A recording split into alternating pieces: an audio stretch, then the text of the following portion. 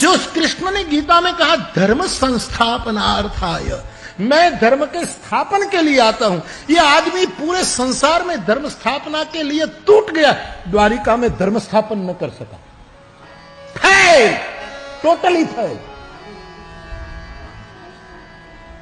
हुआ द्वारिका में धर्म स्थापन।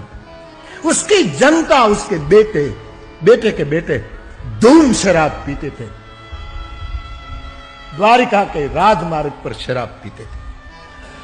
कुछ बातों तो मैं आपको न बताऊं वो ही अच्छा है, लेकिन जो है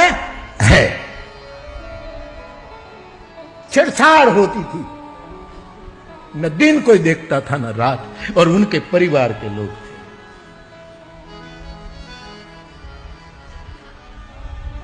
और पीने के लिए जब कुछ पाबंदी आती, डर आती, तो चोरी करने में भी चुक नहीं करते थे। जो जो अधर्म के लक्षण थे सब दिखाई देने लगे। और मुझे कहने दो, उसका बड़ा भाई दाऊ 24 घंटों पीता था, बलराम। नमस्कार दोस्तों, जय श्री राम। इस हरामखोर मोरारी बापू डाकू को सुना आपने? यह डाकू क्या कह रहा था कि श्री कृष्ण की जो द्वारका नगरी है वो सारी की सारी बेवड़ों से भरी हुई थी। बलराम जी तो शराब के भंडार में पड़े रहते थे, हमेशा नशे में धूर्त रहते थे, और श्री कृष्ण ने धर्म की संस्थापना का एक ढोंग रचा था। यानी कि ये साफ साफ कहना चाहता है कि श्री कृष्ण ने ऐसा कोई कार्य नहीं किया जिससे धर्म की स्थापना हो सके। श्री कृष्ण ने द्वारका में शराब को बढ़ावा दिया है, ये इस प्रकार कहना चाहता है। ये कहना चाहता है कि श्री कृष्ण शराब के सबसे बड़े व्यापारी थे, द्वारके में सबसे बड़ा शराब का भंडार था। ये हरामखोर महामूर्ख ये कहना चाहता है कि जितने भी श्री कृष्ण के समक्ष थे सारे के सारे बेवड़े थे, और श्री कृष्ण सबको शराब पीने की शिक्षा देते थे। इस प्रकार के एक बात बताता हूँ आपको, आने वाले समय में अगर यही चलता रहा तो ये हरामखोर आज तो बलराम जी, श्री कृष्ण जी और समस्त द्वारकावासी के ऊपर लांछन लगा रहा है, लेकिन वो समय बहुत दूर नहीं है जब ये भगवान श्री राम, लक्ष्मण, भरत, शत्रुघ्न इत्यादि को भी ये शराबी बताने में बेझिझक रहेगा, बिल्कुल भी नहीं हिचकिचाएगा, क्योंकि ये सारी के सारी महामूर्खता हमारी वजह से हुई है। हमने इन डाकुओं को अपने सिर पर बिठाए रखा है, हमने इनको बापू बापू कहकर संत समाज के अंदर आदर्श दे दिया है, हमने इनको एक स्थान दे दिया है, हमने इनका स्वागत किया है, लेकिन हमने ये नहीं जाना कि हरामखोर कर क्या रहे हैं। इसने कहा है कि श्री कृष्ण और उनकी द्वारका नगरी शराबियों के भंडार भरे रहते थे, हमेशा वो शराब में धूत रहते थे। बलराम जी तो फुल शराबी थे, टल्ली रहते थे, दूसरा उन्होंने कोई जिंदगी में काम नहीं किया शराब पीने के अतिरिक्त। ये साफ साफ दर्शा रहा है इसकी मानसिकता को कीड़ा लग चुका है। ये खुद शराब के नशे में बैठा हुआ वहां पर भाषण कर रहा है और श्री कृष्ण और श्री राम को गलत साबित कर रहा है। ये हमारे से ही पैसा लेता है और हमारे ही देवी देवताओं, महापुरुषों का अपमान कर रहा है हमारी आंखों के सामने। और ये जो हरामखोर सारी की सारी जनता सामने बैठी है, किसी माई के लाल की हिम्मत नहीं हुई कि उठ को दो चार उसको हरामखोर को जूते मार दे। ये सारा हरामी जूते खाने के लायक है, इससे ज्यादा और कुछ नहीं है। ये मुरारी बापू नहीं है, ये डाकू है, डाकू दुनिया का सबसे बड़ा।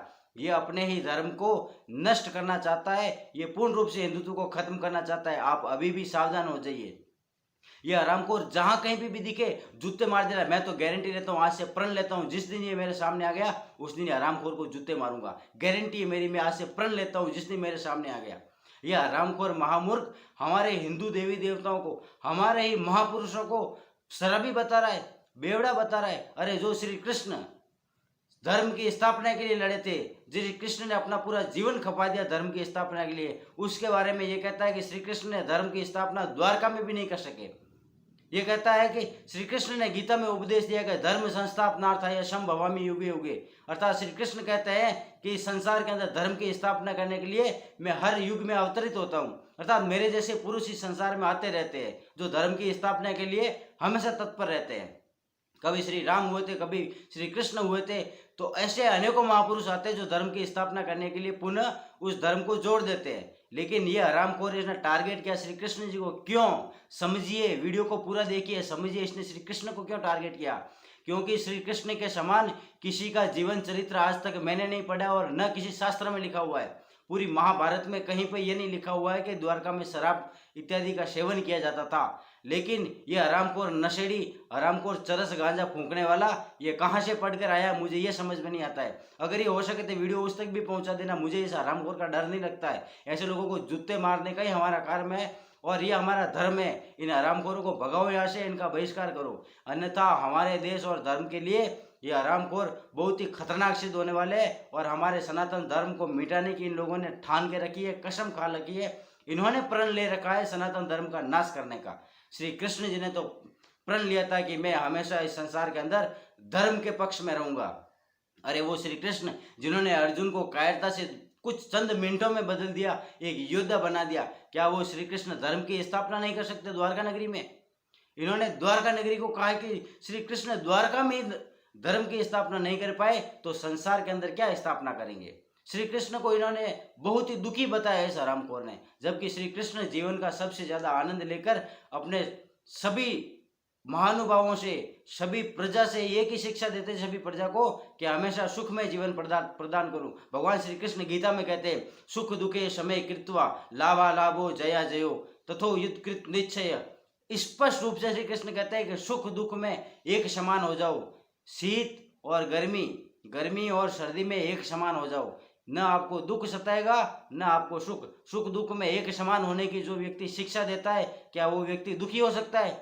जिन्होंने पूरे संसार को ज्ञान दिया है, जिन्होंने पूरे संसार को धर्म के मार्ग पर चलना सिखाया है, उस भगवान श्री कृष्ण को ये हरामखोर एक बेवड़ा बता रहा है, बलराम जी को बेवड़ा बता रहा है, उसकी बसाई हुई नगरी को शराबियों की नगरी बता रहा है, उसकी बसाई हुई नगरी को शराब का भंडार बता रहा है। इस हरामखोर ने कहाँ से पढ़ के आया? ये सस्ता नशा करने वाला दारूबाज है ये सारा खुद ही, और ये कहाँ से पढ़ के आया मुझे समझ में नहीं आता है। लेकिन मैं आपसे निवेदन करता हूँ इस हरामखोर का विरोध करिए और इस वीडियो को हर हिंदू भाई तक जरूर पहुंचा दीजिए। आपको श्री राम और श्री कृष्ण की सौगंध है, क्योंकि अब भी आप नहीं चेते तो आपको बचाने वाला कोई नहीं है। आपके धर्म को नष्ट करने के लिए हरामखोर तुल्य चालू हो चुके हैं।